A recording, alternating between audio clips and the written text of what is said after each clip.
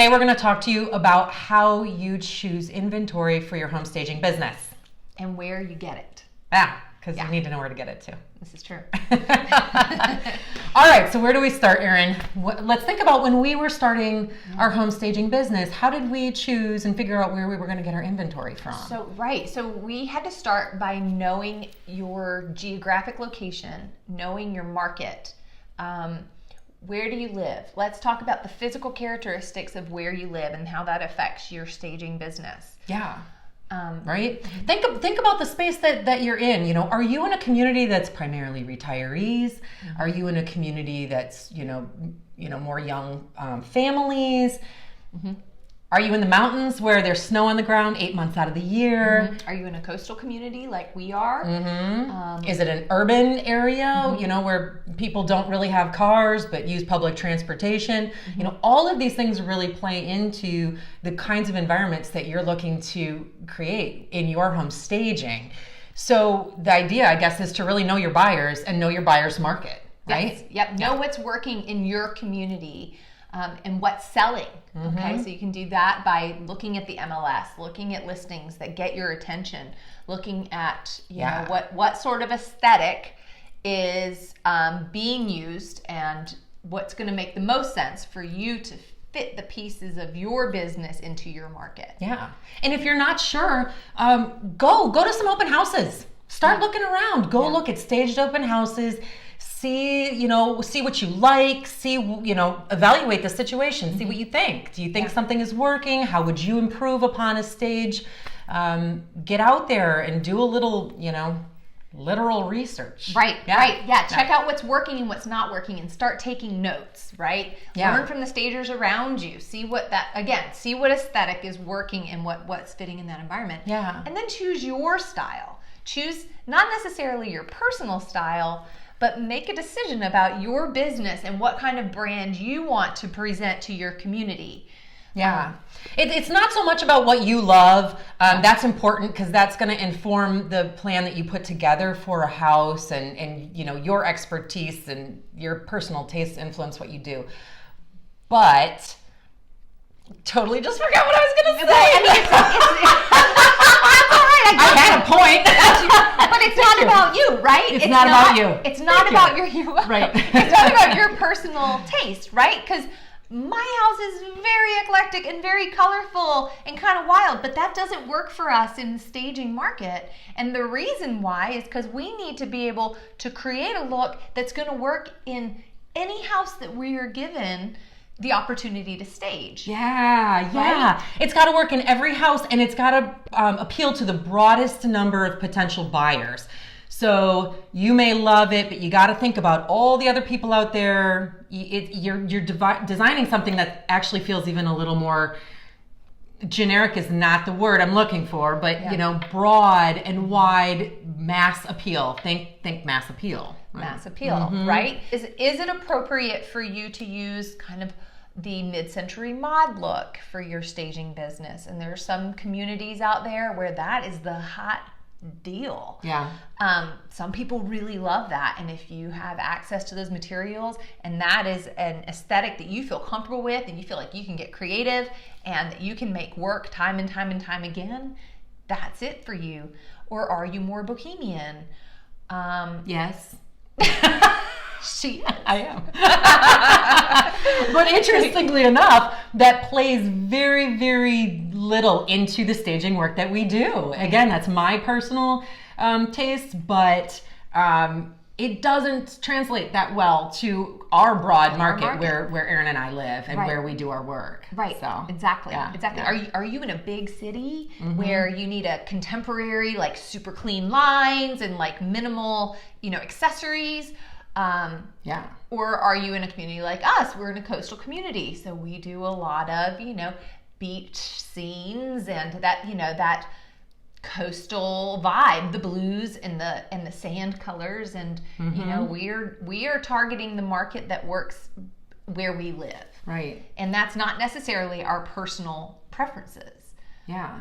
And the reason that you want to do this and you want to kind of figure out what your own personal design is because ultimately you're going to acquire inventory over time You want it to all mix and match. So there's some real benefit to you kind of keeping everything in the same vein when it comes to color palettes and styles. That doesn't mean you have to be completely one note on the aesthetic, but you want to generally keep the majority of your inventory in one vein so that you can constantly mix and match your pieces. Yeah. You'll save yourself a ton of work and a ton of effort. Yeah, absolutely. Absolutely. You want to have neutral bones, we say. So our bigger pieces are are always real neutral fabrics. We're talking, like the khakis and the linens and the real soft fibers, the natural textures.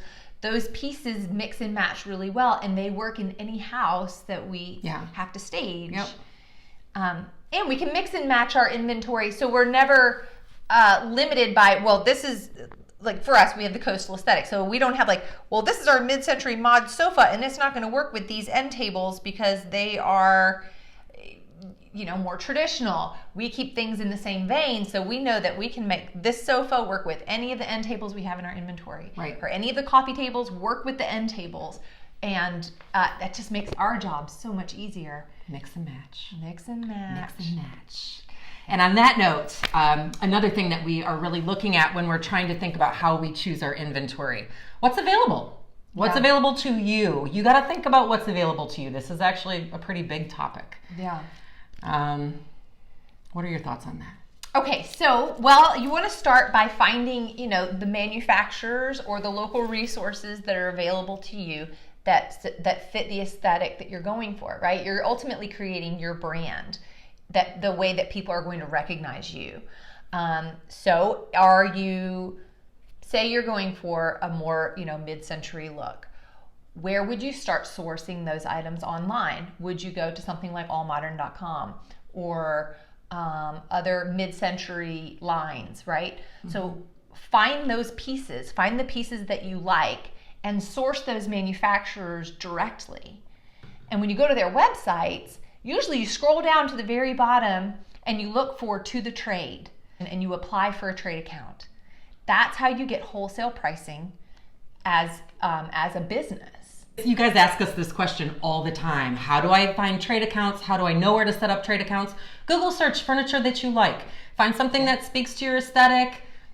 Just like Erin said, see who manufactured it, contact the manufacturer directly. Mm-hmm. You'll establish your trade account. You'll set up an account with a rep, actually. It's a very simple online process.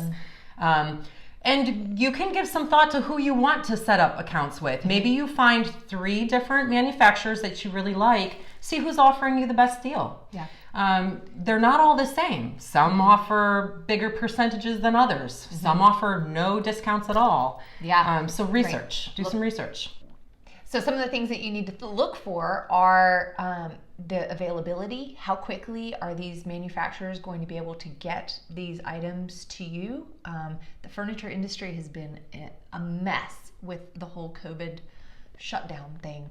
And there are tremendous delays. So if you can get some quick ship options that can be sent to you in a short period of time, you're going to want to look at that. Mm-hmm. You're going to want to look at shipping. Right? Yeah. Some places have free shipping over a certain amount, mm-hmm. Which can be valuable if you have, can place a big enough order. Mm-hmm. Actually, another thing in terms of shipping, where do they deliver to? Many of the trade accounts or the manufacturers, will not deliver to residential locations. Mm-hmm. So you have to have a commercial space of your own, or you have to have a commercial receiving house set up. And that's not difficult to do. You can find moving companies in your own community and call them, and you set up an arrangement where they receive your stuff for you. But it's something to consider as well. Mm-hmm. And then on that note, you'll also want to consider whether or not you have to put the furniture together. A lot of times when you buy stuff off of Wayfair and these big companies, you got to spend some time. Remember those bookshelves? Those with glass bookshelves? With an Allen wrench. With an Allen wrench. And a lot of time. We have paid our dues with Allen wrenches. Oh, yeah. I actually taught my kids how to use them. I'm like, put this headboard together for mommy. Here smart. you go. Yeah. But that's another thing you need to consider, right? You got to have time to put those pieces together. And if you don't have time and you need to outsource it, who's going to do it? Where are you going to do that? Yeah. Are you going to do it at your storage facility? Are your receivers going to do that for you for a fee? You need to factor all those costs in. There's another thing, you need to think about minimum buy-ins and talk to your trade rep. You'll have a designated trade rep, and that's great to establish a good relationship with them. But you need to understand what your minimum buy-ins are, and then use your trade rep once you've established your look, right? So suppose you're going to buy one living room set just to get started. You have your sofa, your end tables, your coffee table, a console, a rug, and then your accessories you can pick up at Home Goods or World Market or whatever's available to you. You have your set, you order it, you receive everything, you start using it in your staging inventory, and then when you're ready to expand your business, you go back to your trade rep and be like, remember that set? These are the things I need, copy and paste. And it makes your life so much easier so you don't have to do all that digging. Because online it's fun to dig in the beginning, but then time is money. Yeah. Right? Yes, time is money. You've already figured out an entire set of furniture that works for you for a staging living room. It's a really simple way to save a ton of time second time around. And I'm glad you brought that up because that kind of speaks to the next point, which is really kind of considering your budget when you're trying to figure out how to choose your inventory. Yeah. If you are fortunate enough to be able to, afford upfront to order 4 living rooms at a time and you have the storage facilities and the funding, you're probably going to save, get a bigger percentage discount on that order. You're probably going to save on shipping. But if you can't afford that, and we couldn't in the beginning, we were literally buying 1 room of furniture at a time, sometimes 1 piece of furniture for a room at a time. That's okay too. There's nothing wrong with that. You can source your pieces that way too. So your budget has a lot to do with what how you choose your inventory. Perhaps a trade account dining room table is not in your budget.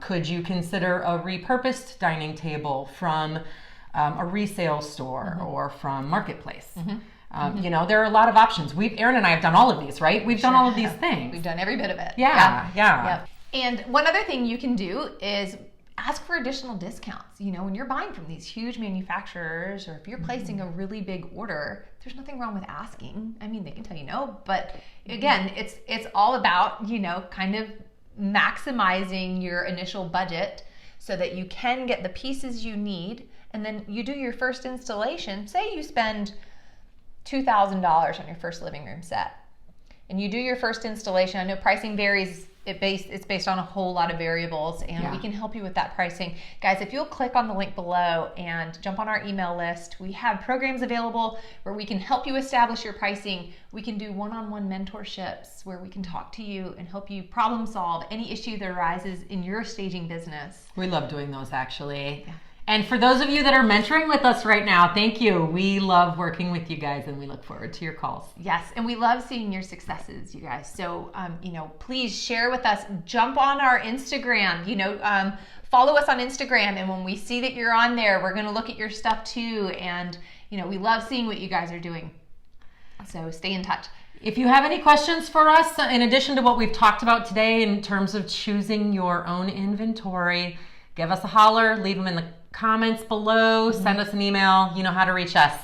Awesome. Hit the subscribe button. We are Revisions Mentor, and we'll see you again soon.